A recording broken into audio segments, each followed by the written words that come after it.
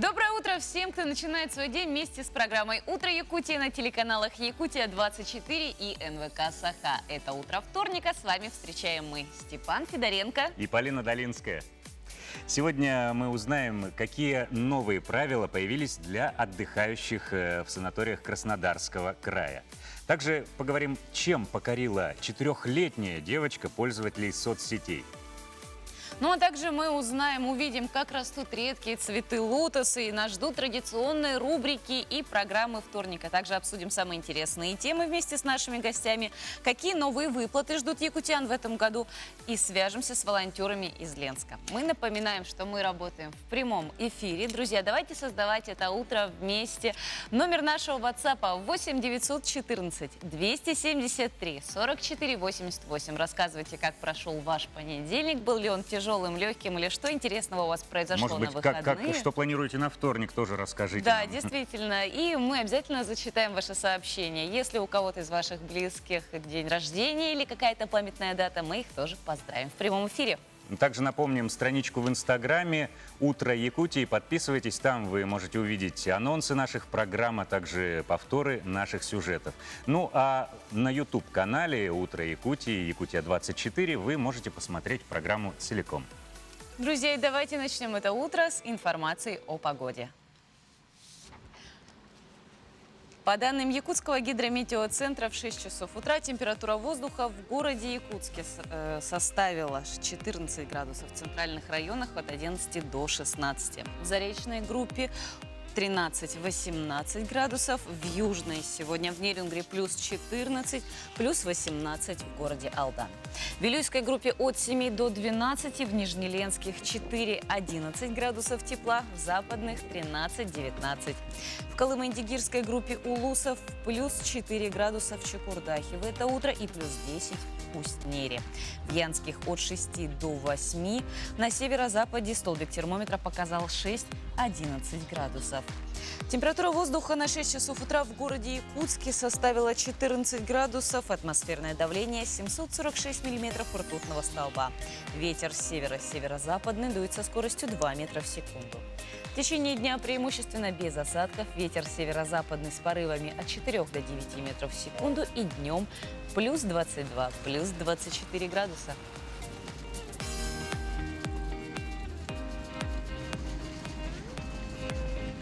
Ну что ж, погодные новости мы узнали, ну а далее узнаем актуальные, интересные, самые свежие новости мира, России и республики.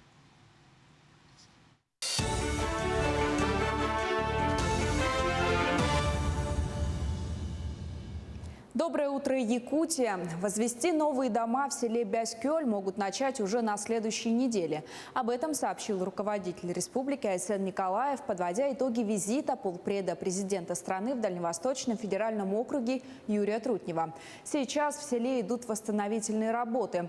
Власти Якутии приняли решение о возведении новых домов с использованием цельных деревянных панелей. Дома должны ввести до середины октября этого года. По словам главы республики, на восстановление потребуется порядка 250 миллионов рублей. В Якутии продолжается акция «Стоп коронавирус Якутия». Она проходит в 2 видах – еженедельной и финальной. В первой принимают участие граждане, получившие первый компонент вакцины от COVID-19.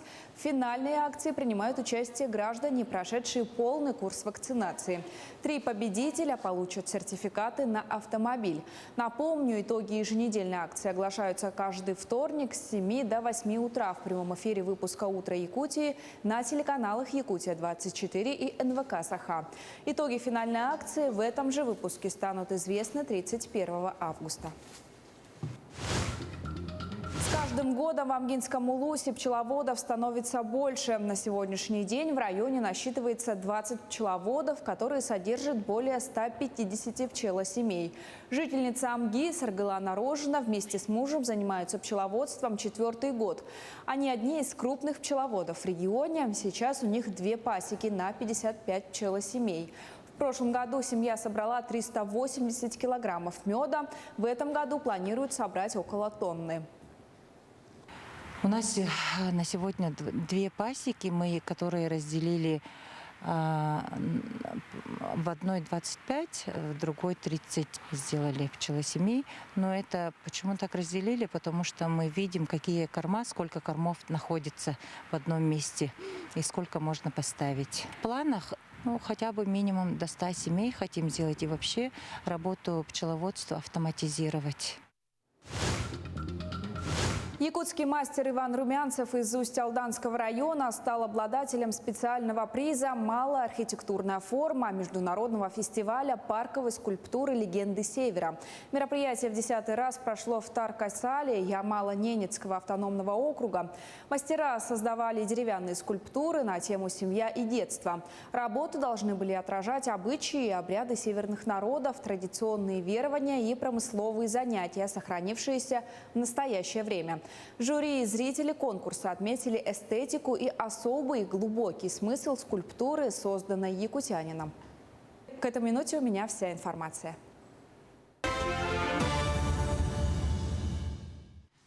Доброе утро всем, кто только что к нам присоединился. Мы еще раз желаем вам хорошего, приятного, солнечного дня сегодня. Ну, а тем, кто только проснулся, тому не помешало бы сделать зарядкой. И наш тренер Ирина Бурдылева вам в этом поможет. Доброе утро! С вами Ирина. И сегодня мы выполним комплекс упражнений, который будет состоять из нескольких связок для того, чтобы вы проснулись, потянулись и поехали с очень бодрым настроением на работу. Приступаем! Для начала нам нужно восстановить и направить дыхание. Поднимаем ручки наверх, делаем глубокий вдох и выдох. Далее делаем попеременные наклоны головой влево и вправо. Далее делаем повороты головы влево и вправо. Далее в прыжке делаем полуповороты головой, стараемся подбородком не касаться линии шеи. Делаем повороты корпусом, поднимаем ручку наверх. Внимание, у нас 2 руки поднимаются наверх. Далее, не переставая двигаться попеременно ножками, вращаем обеими руками вперед и назад. Далее делаем скручивание корпуса. Сначала скручиваемся без вытягивания рук, далее добавляем ручки. Ручки тянем вперед. Наклоняем корпус вниз, дотрагиваемся кончиками пальцев до левой ноги в середину и до правой ноги. Далее корпусом наклоняемся вперед, ручки тянем вперед, наклоняем корпус назад, руки также продолжаем тянуть вперед. Далее мы делаем выпады вперед. Делаем шаг вперед, ставим стопу ровно. Затем вытягиваем ручки в стороны, затем поднимаем наверх, возвращаем в исходную позицию и возвращаемся в исходное положение. Делаем приседания с вытянутыми ручками вперед и делаем поочередные шаги, по 2 очередных шага в сторону, влево и вправо. Далее поднимаем колено наверх и под коленом делаем хлопок, делаем интенсивный выдох и восстанавливаем дыхание. Ну вот мы и завершили наш комплекс упражнений. На этом все. Хорошего вам бодрого утра и до свидания. Как известно, спорт – это жизнь, и приучаться к нему лучше с самого раннего детства. В сети набирает популярность видео, на котором 4-летняя девочка умело и смело катается на скейтборде. Благодаря своему экстремальному увлечению у нее появилось 120 тысяч подписчиков. Девочка признается, что такой вид спорта дает ей незабываемое ощущение парения и полета. Столь динамичный вид спорта, как признается малышка, успокаивает и делает ее счастливой. Да, любовь к скейтбордингу началась с простого интереса, который в дальнейшем перерос в экстремальное увлечение. Девочка мечтает попасть на Олимпиаду в 2032 году. Как признается мама девочки, для нее, как для матери, каждый трюк дочки вызывает страх и волнение. Однако она очень гордится своей дочерью, ведь она дает фору многим мальчикам ее возраста и еще раз доказывает тот факт, что девочки сильные не только духом. Hours to do a trick. Hours and hours. She's been taught how to fall. The Instagram was Слушай, ну прям не взрослому Слушай, человеку. вчера у нас в передаче был 73-летний дедушка-петербуржец на скейтборде. Но Сегодня четырехлетняя девочка. девочка. Да, действительно, кстати, скейтборд это, по-моему, самый такой вид спорта, именно летний, когда летом можно покататься. Во-первых, И он, удобно, и можно куда-то доехать. конечно, и транспортировки особо и не требует, в отличие от велосипеда, который все-таки потом приходится там на 5-й этаж поднимать. Да. Тут прям под мышку его взял и пошел. Ну, а на прошлой неделе была очень интересная дата для многих людей. Пятница 13-е. Многие суеверные граждане прожили этот день, ну, в некотором, так скажем, напряжении. Кстати, как у тебя обстоят дела вот с суевериями? У меня с этим обстоит все абсолютно нормально. Пятницу 13 воспринимаю как день перед 2 выходными. Все, я чувствую себя прекрасно и хорошо. Кстати, в эту пятницу мне даже навстречу попалась черная кошка. Вот, кстати, а как ты к черным кошкам относишься, вот к таким вот Кошка не плохим виновата приметам? в том, что она черная. Мы ее покормили. Но признайся, ну ты все-таки перестаешь идти, меняешь курс маршрута, если вот через дорогу вот так вот перебежала. Я стараюсь ее задобрить. Вот Чтобы многие люди... кошка шла по своим делам, как-то не захватывая мою ауру и мое везение. И вот сегодня, 17 августа, есть такой праздник, он сегодня отмечается, День благодарности черным котам. Так что, да, друзья, если у вас все-таки с котами происходят некоторые конфликты по пятницам 13-м, самое время сейчас перед ними извиниться. Ну, а какие еще даты и события выпадают на сегодняшний день, мы узнаем в нашей постоянной рубрике.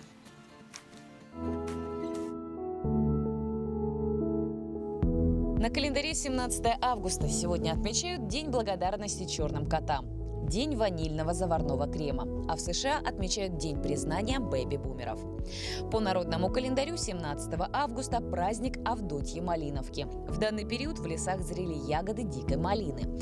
Также в эту дату считали последним днем для сбора урожая огурцов, потому что после они не растут, а те, что вырастут, обязательно будут горчить. Погода 17 августа прогнозировала, каким будет ноябрь. Если день выдался душным, это сулило затяжные мелкие дожди. События в этот день. В Англии был открыт фотосинтез. По велению императора Николая I в 1836 году в Московском Кремле был установлен царь-колокол. В этот день в Москве был открыт стадион «Динамо». В 1961 году в СССР создана система гражданской обороны. Советский атомный ледокол «Арктика» первым из наводных кораблей достиг Северного полюса Земли. 17 августа в 1998 году в России был объявлен дефолт. Также этот день известен как «Черный понедельник». В этот день родились Антон Дельвик, русский поэт, издатель. Елизавета Водовозова, русская детская писательница, педагог, мемуаристка. Матвей Захаров родился в 1898 году. Советский военачальник, маршал, дважды Герой Советского Союза, профессор. Олег Табаков, советский и российский актер, режиссер, педагог, народный артист СССР. Николай Губенко, российский актер театра и кино, режиссер, сценарист, общественный деятель. Муслим Магомаев, советский и азербайджанский оперный и эстрадный певец, народный артист СССР. Роберт Де Ниро, американский актер, режиссер и продюсер, обладатель премии «Оскар». Именины в этот день отмечают Ян, Семен, Михаил, Максимилиан, Константин, Иван, Дмитрий, Денис, Андрей, Алексей, Ия, Ирина, Евдокия, Дарья, Арина. С начала этого года страховые пособия выплачивают по-новому. За это время так называемые прямые выплаты перешли в повсеместную практику. Что изменилось для получателей пособий и специалистов фонда соцстрахования, мы поговорим сегодня с нашим гостем. Мария Герман, управляющая региональным отделением Фонда социального страхования. Марина Евгеньевна, доброе утро. Доброе утро. Ну, еще раз расскажите про то, тем, кто не знает, что такое прямые выплаты и чем они отличаются от того, что было, от ранее действующего порядка. Начнем с того, что все граждане, которые работают по трудовому договору, они вправе получать пособие через фонд социального страхования. Какое? Например, по временной нетрудоспособности, так называемый больничный, по уходу за ребенком, за больным членом семьи, в том числе и временная нетрудоспособность по бытовой травме, по несчастному случаю на производстве. Но есть у нас также и счастливые случаи, как мы называем, это беременность и роды. Листок нетрудоспособности выдается женщине. Ну и потом уже впоследствии, когда рождается ребенок, это единовременное пособие при рождении ребенка и в последующем по уходу за ребенком до 1,5 лет. Вот все эти пособия выплачиваются за счет средств обязательного социального страхования на случай временной нетрудоспособности и в связи с материнством. Предыдущий порядок носил характер зачетного принципа. Это значит, работодатель все эти пособия выплачивал. Но с 2020 года республика перешла вслед за другими регионами, мы от ними из последних переходим, на прямые выплаты. Что это значит? Ключевое слово здесь «прямые». Это значит, что работодатель исключается из этой цепочки, и пособие выплачивается, рассчитывается и выплачивается фондом социального страхования напрямую работающим. То есть независимо, какие бы у нее отношения были с работодателем, уволил у нее, не Совершенно уволил, верно. в это Именно время. это послужило причиной для того, чтобы работник не страдал от финансового состояния работодателя, да, предприятия, учреждения, организации. Бывает, что работодатель исчезает, особенно это коммерческие структуры. И мама особенно, Банкротство предприятия, да? и особенно мамы, которые остаются один на один со своей ситуацией, не знали, куда стучаться. А это удобнее вот или удобнее было или стало? То есть надо куда-то идти, подавать заявление вот на выплату. Вот сейчас как это стало? Как сейчас? Какой порядок? Работник при наступлении страхового случая, то есть при наступлении временной нетрудоспособности или других случаев, о которых я говорила уже, обращается к работодателю один раз с заявлением. Работодатель формирует все сведения о работнике, то есть персональные данные, расчет по заработной плате, направляет эти сведения в электронном виде, электронный реестр, фонд социального страхования. То И есть здесь уже для ведется человека, расчет. которому полагаются эти пособия, особой беготни с бумажками. Совершенно нет, просто нужно заявить работодателю в установленные сроки. Эти сроки сокращены и утверждены постановлением правительства Российской Федерации, как для работодателя, так и для работника. А вот сейчас в связи с пандемией количество оформления больничных наверняка уже возросло в разы. Вот все больше популярность приобретают больничные листы в электронном виде. Вот как эта практика себя проявила и показала? С 2017 года мы перешли на практику формирования электронных листков нетрудоспособности. Формирует их медицинское учреждение, и как раз-таки вот этот период был подготовительным. В прошлом году период пандемии показал состоятельность электронный листок, когда можно было дистанционно оформить для граждан 65+ и старше. Да, мы знаем, что их работодатель направлял на удаленку? Нет, именно на временную нетрудоспособность, да, в связи с пандемией. И все электронные листки нетрудоспособности были оформлены по категории 65 лет и старше одним медицинским учреждением, которое находился не в нашем субъекте. То есть были сформированы реестры, электронные листки, и уже работник через фонд социального страхования получал пособие на карту либо на банковский счет. А вот что изменилось в порядке выплаты социального пособия застрахованным гражданам? Здесь речь идет о том, что до 1 июля все мамы, которые получали листок нетрудоспособности по беременности и родам, одновременно медицинская организация выдавала им справку о том, что мамочка встала на учет в ранние сроки беременности. И это пособие было единовременным. С 1 июля сейчас пособие будет выплачиваться ежемесячно пенсионным фондом. Но следует отметить, хотелось бы зрителям сообщить, что все случаи, которые до 1 июля выплачиваются единовременно фондом социального страхования. Все случаи до 1 июля. Ну, вот пандемия наверняка вот ускорила этот процесс перехода на электронные документооборот. А как наше региональное отделение справляется с реформами, работодатели. работники, работодатели? Всю подготовительную работу, которую необходимо было сделать, мы осуществили в 2019 году. И переход на цифровизацию, конечно же, нас сам процесс этот подтолкнул к тому, чтобы перейти на электронный формат. Это очень удобно. Почему? Потому что электронный листок позволяет через личный кабинет отследить все начисленные пособия, когда произведена выплата и когда поступила на карту МИР, на лицевой счет, на банковский счет. Увеличение количества и переход в этом году существенный, но следует сказать, что с 2022 года электронный листок нетрудоспособности, он будет уже обязательным. Обязательно. Большое вам спасибо за такую интересную и полезную встречу и разговор. Желаем, чтобы такой, у наших да. жителей нашей республики были Прямые выплаты больше только по счастливых позитивным, да, страховых сторонам. случаев. Пускай это будет пособие по беременности, уходу по ребенку. Ну, а тем временем власти Сочи ввели с 1 августа новые ограничительные меры для отдыхающих в местных отелях и санаториях. Согласно постановлению губернатора Краснодарского края, теперь заселяться в отели региона туристы смогут со справкой о перенесенном коронавирусе, сертификате о пройденной вакцинации, в том числе первым компонентом, либо при случае медицинского отвода.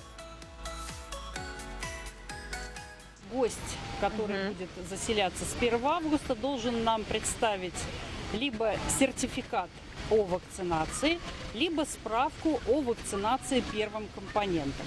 Если же отсутствуют данные документы, гость нам предоставляет справку о том, что он переболел ковид, медицинскую справку, либо предоставляет справку о том, что у него медотвод и отрицательный ПЦР-тест.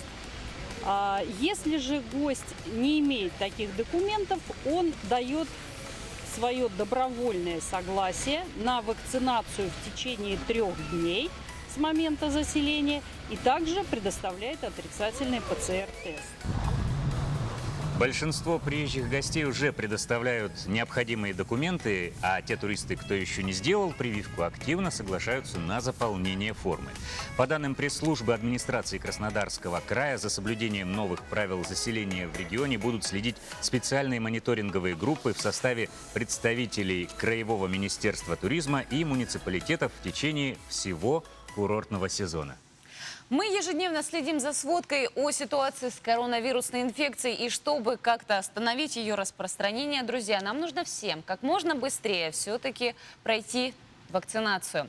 В республике уже несколько недель проводится акция по стимулированию и поощрению вакцинированных. Стоп коронавирус Якутия. И мы сегодня готовы огласить итоги за прошлую неделю. Напомним, что в течение недели, то есть до 20:00 прошлого дня, то есть вчерашнего, граждане, получившие первый компонент вакцины от новой коронавирусной инфекции COVID-19, могут подать заявку для подтверждения участия в акции на портале eyakutia.ru. И сегодня мы узнаем, кто же стал обладателями смартфонов. Итак, друзья, смотрим на экран. Количество участников акции за неделю составило 358 человек. Курс доллара США в рублях, по данным Центробанка России, 39,20. 4 последние цифры после запятой. Курс евро в рублях, по данным Центробанка России, 5072. 4 цифры после запятой. Итак, количество участников умножаем на последние 4 цифры курса доллара на минувший день. Таким образом, победитель номер 1, номер 140, номер заявления 12 59 24 1. И телефон победителя заканчивается на последние 4 цифры номера телефона победителя 6098. Мы от души поздравляем. Житель Намского Улуса. Так, и второй победитель выявляется таким же образом, только вместо курса доллара мы берем курс евро на минувший день, 4 цифры после запятой. Итак, номер победителя составил 182. Номер заявления 126 0893. Житель города Якутска, последние 4 цифры 1620. От души поздравляем еще раз победителей. По вашему номеру телефона с вами свяжутся обязательно организаторы, сообщат условия получения сертификатов на смартфоны. А мы напоминаем, что акция у нас проходит в двух видах. Первая – это акция еженедельная. В ней принимают участие граждане, получившие первый компонент вакцины, то есть и подавшие заявку на портале e-yakutia.ru. Данные обновляются в 8 часов вечера каждый понедельник. А во вторник с 7 до 8 утра в прямом эфире программы «Утро Якутии» мы подводим итоги и выявляем имена двух победителей и счастливых обладателей смартфонов. Да, также есть финальная акция, по итогам которой будут определены 3 обладателя сертификатов на автомобили «Лада 4х4 Нива». В ней принимают участие граждане, прошедшие полный курс вакцинации от новой коронавирусной инфекции COVID-19 с момента начала вакцинации в России по 30 августа 2021 года. Регистрация для подтверждения участия в акции также идет на региональном портале e-yakutia.ru до 30 августа. Принимают участие только граждане России старше 18 лет, зарегистрированные на территории Республики Саха-Якутия. Подробнее с правилами акциями можно ознакомиться на сайте фонд-якутия.ру или инстаграм-странице «Собака Фонд Якутия». Ну а далее в нашем эфире выпуск новостей.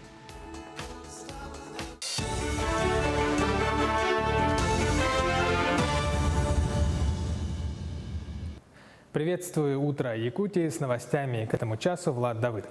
Ученые объяснили, как можно ускорить возвращение вкусов и запахов. Потеря обоняния и вкусового восприятия – одна из самых распространенных побочных реакций коронавирусной инфекции. Ученые считают, что пациент нуждается в специальной реабилитации в том случае, если обоняние не восстановилось в течение 3-4 недель самостоятельно. Курс включает применение ноотропов, восстанавливающих функцию нервных клеток, а также специальный тренинг на восстановление обоняния путем активации сенсорной памяти. В процессе реабилитации активируются нейронные обонятельные луковицы и восстанавливаются нейронные связи. В Амге идет строительство многоквартирных домов по программе переселения. В центре села строится 56-квартирный жилой дом, и также идет строительство второго этапа 39-квартирного дома. Помимо этого, в Наслегах района, Чепчелганском, Самарсунском, Амиском по программе переселения также идут строительные работы нескольких жилых многоквартирных домов. На протяжении 5 лет те дома, которые были признаны аварийными до 2017 года, до января 2017 года, попали в данный этап. Общая площадь данного этапа здесь у нас в Амгинском районе составляет около 13 тысяч квадратных метров.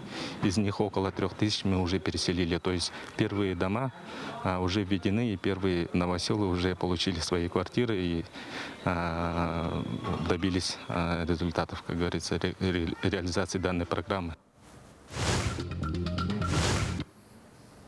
Международный фестиваль под названием «Друзья в Москве» под патронатом фонда «Северная радуга» проходит в эти дни в столице России. Учредитель конкурса якутянка Александра Борисова.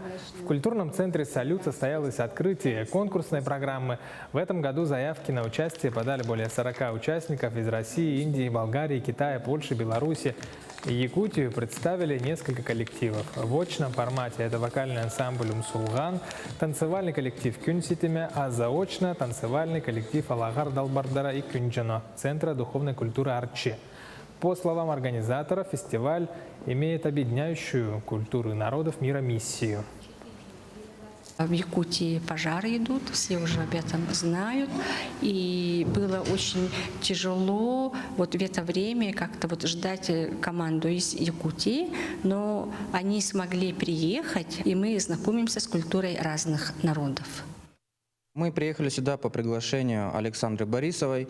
Планировали мы это еще год назад, но, к сожалению, из-за пандемии пришлось отложить даты нашего приезда. Также я слышал про ужасные события, связанные с пожарами в Якутии, и мы нашей командой молимся, чтобы пожары быстрее прекратились. Это все новости к этому часу. Слово передаю коллегам.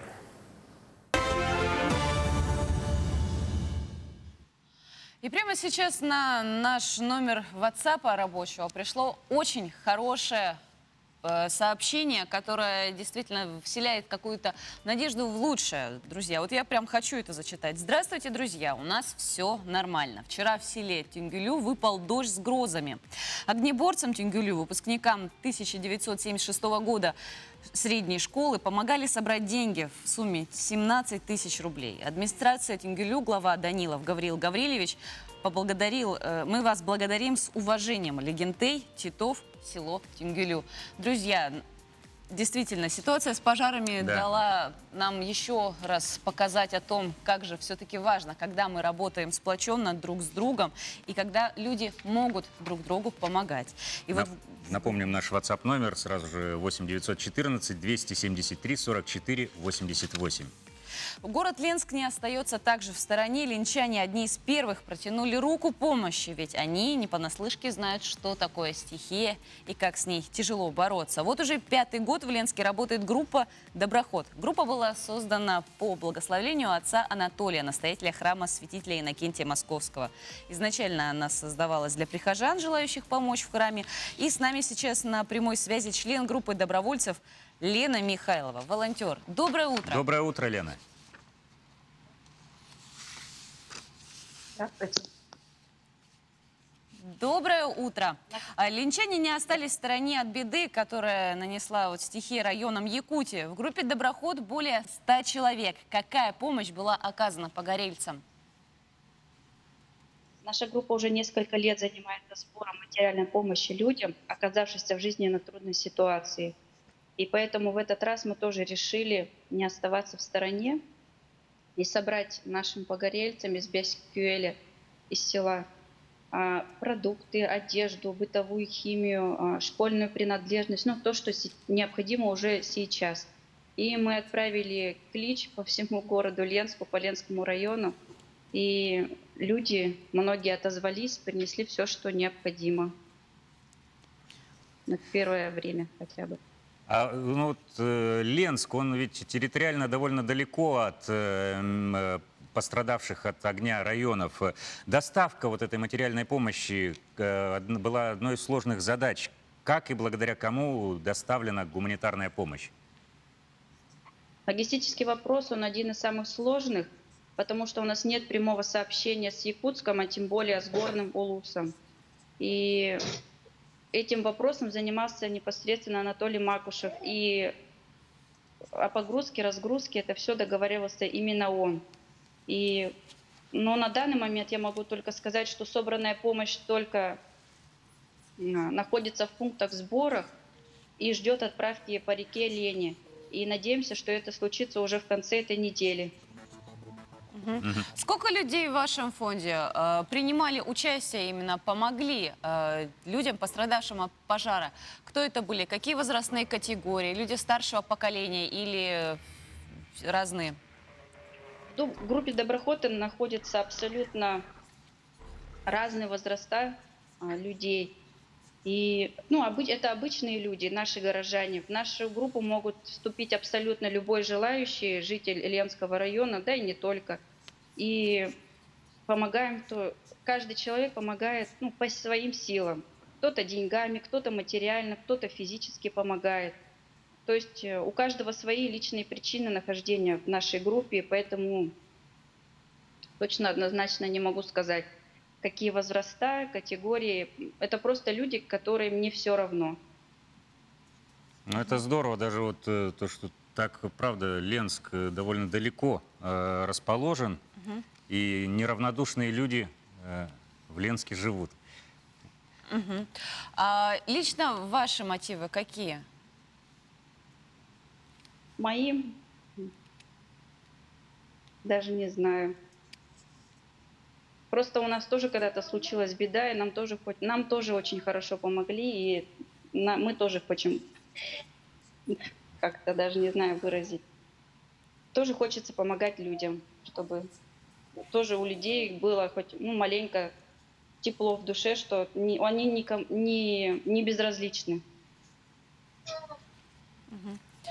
Большое спасибо, Спасибо. вам. Мы благодарны вам за то, что вы также не остаетесь в стороне и в то, что вы действительно проявляете ту самую необходимую сплоченность и патриотизм в это непростое для нас, для всех время. В 2014 году в Геленджике открылся город сказок. Сквер, где детишек и их родителей ждет встреча с героями известных русских мультфильмов. «Ну, погоди», «Кот в сапогах», «Трое из Простоквашино», «Домовенок Кузя» и других. Кроме того, в парке есть поляна художников, где высаженные в определенном порядке цветы образуют целую картину. Там же можно увидеть стилизованную палитру и стакан с карандашами, а неподалеку от них цветных двух бабочек, птиц и животных.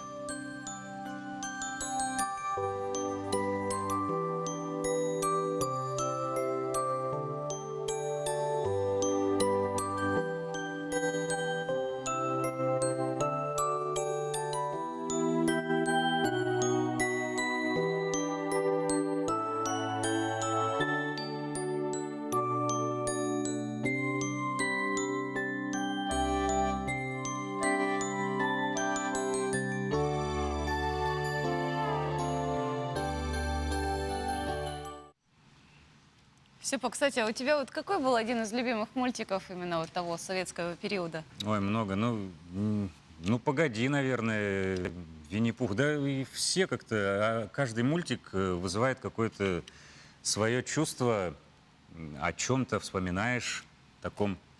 А у тебя было такое, что когда ты стал постарше, ты начал воспринимать это абсолютно по-другому? То Да. есть с другой стороны. Особенно такие мультики, как «Ежик в тумане», философские.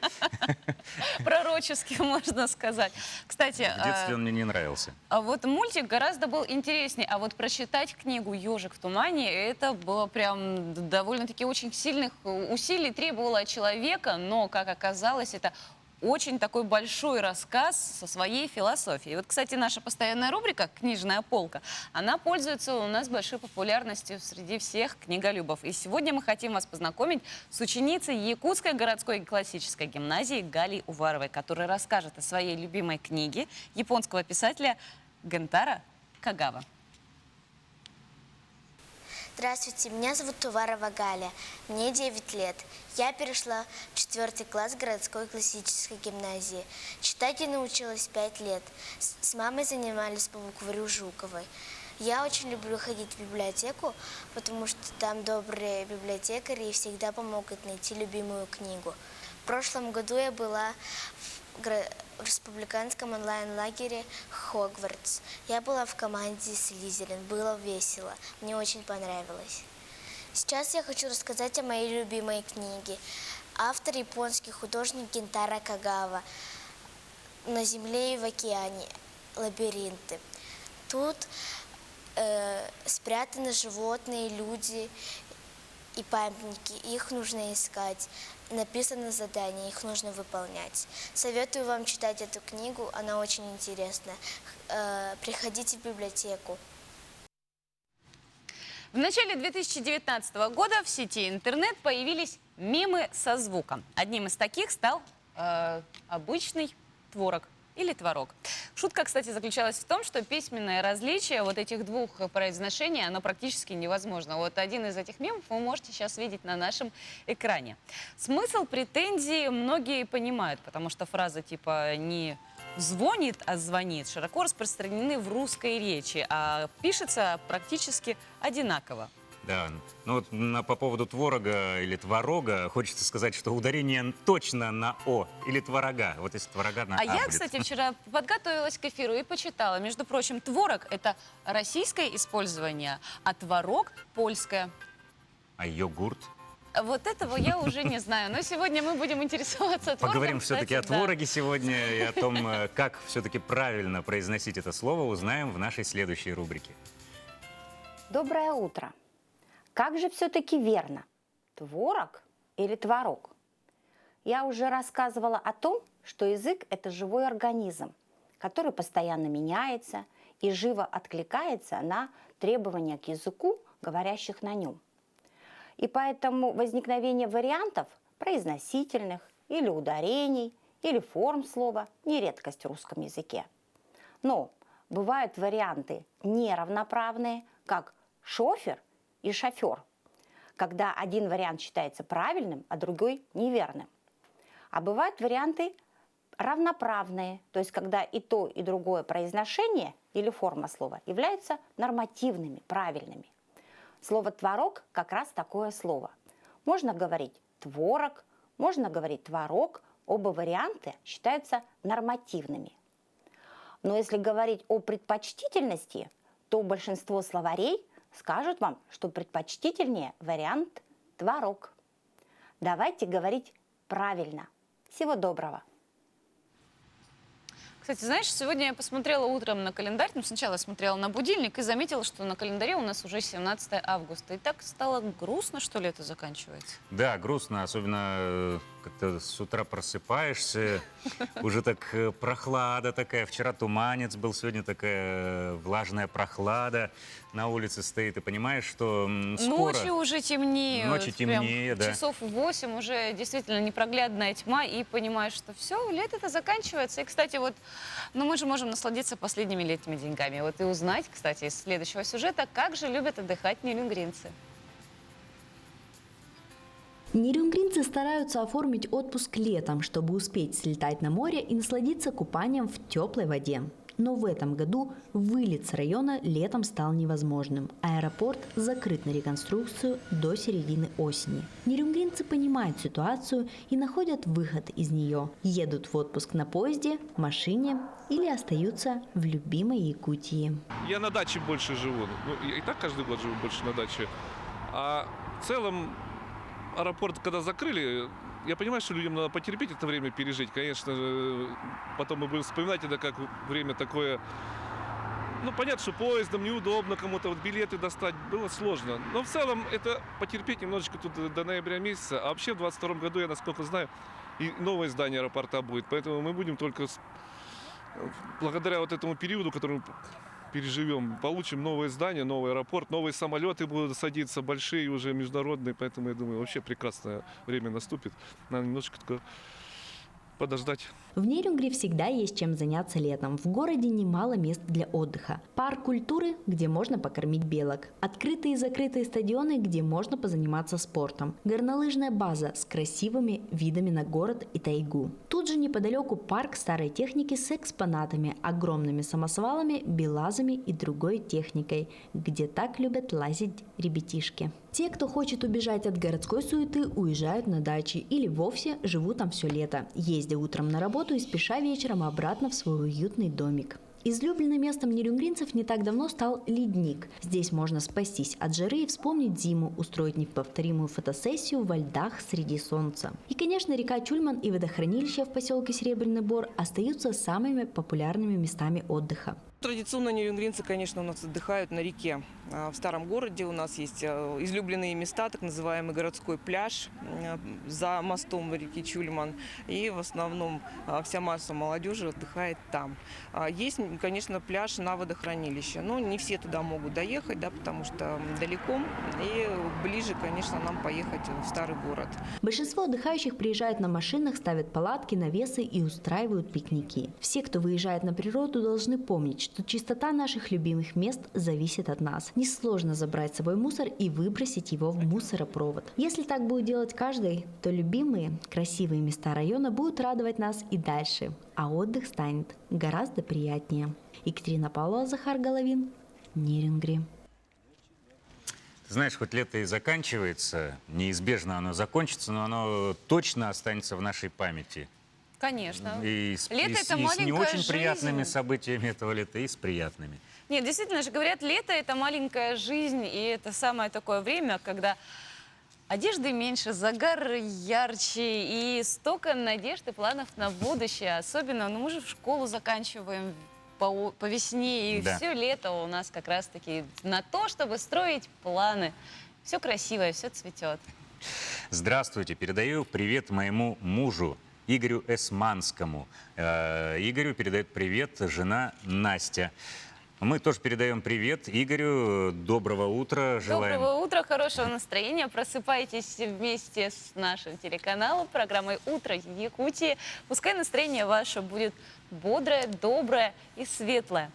И пускай в это утро вас окружают только хорошие, красивые картинки и приятные новости. Вот, допустим, цветение лотосов в дельте реки Волги в Астраханском заповеднике запечатлел фотограф Даниил Коржонов.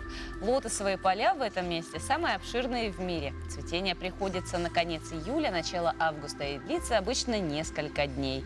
Ускользающая красота лотосов, взошедших из грязи, символ чистоты и красоты.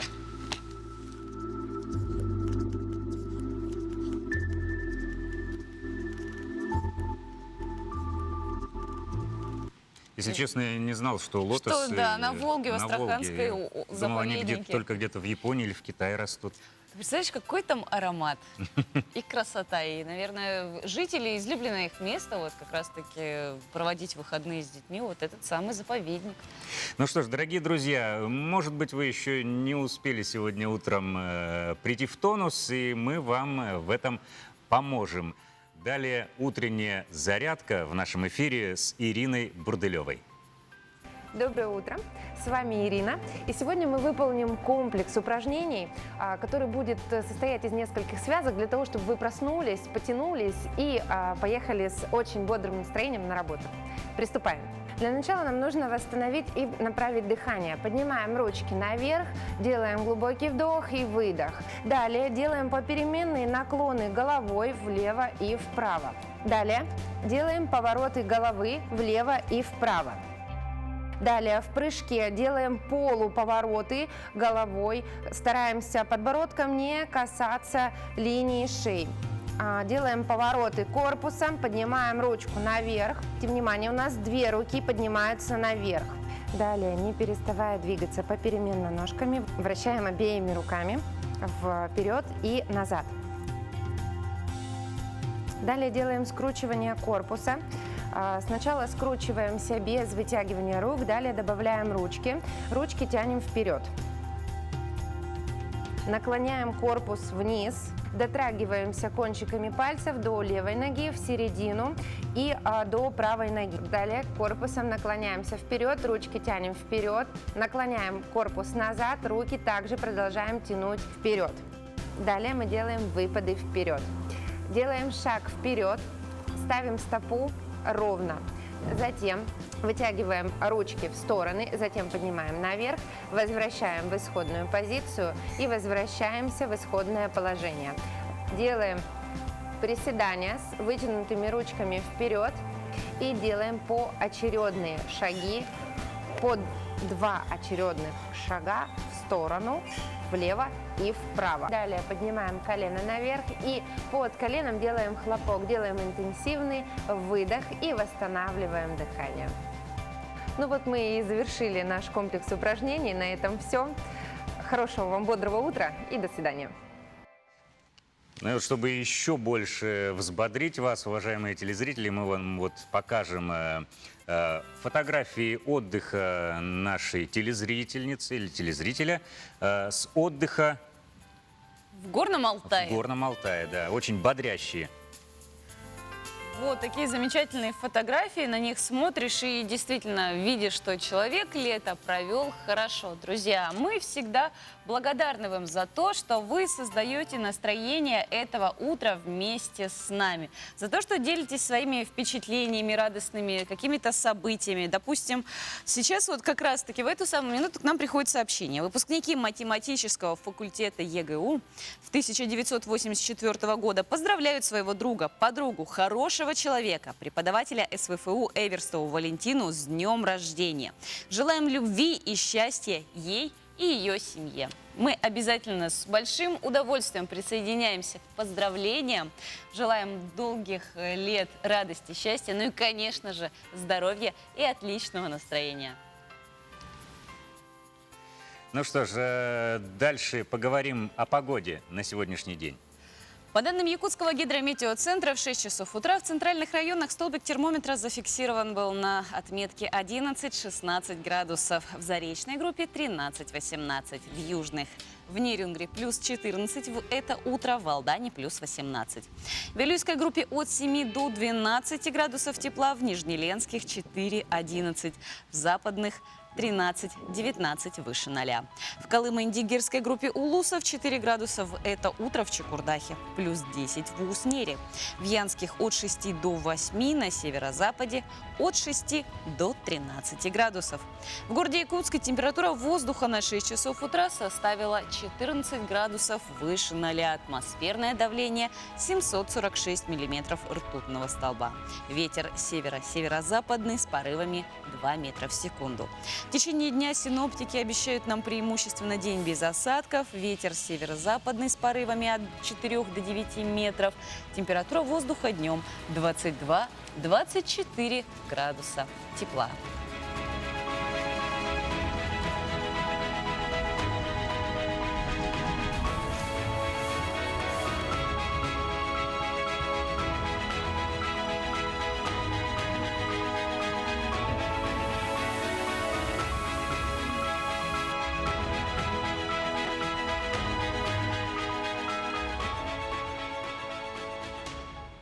Ну и какая бы погода ни была за окном, главное, чтобы у вас в душе было всегда тепло и солнечно. Друзья, а мы с вами прощаемся, но прощаемся мы только до завтра.